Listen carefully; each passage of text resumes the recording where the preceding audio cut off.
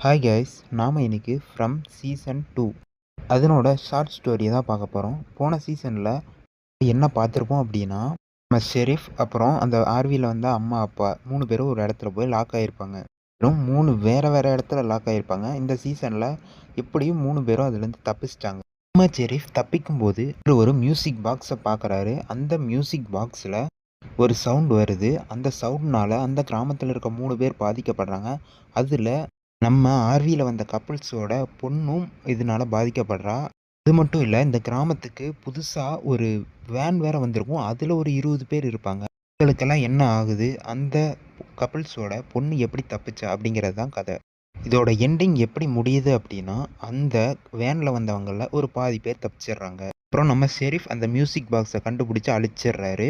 நம்ம ஆர்வியில் வந்த கப்புள்ஸ் இருக்காங்கல்ல, அவங்க அம்மா மட்டும் தப்பிச்சு அந்த கிராமத்தில் இருந்து வெளியே போயிடுறாங்க.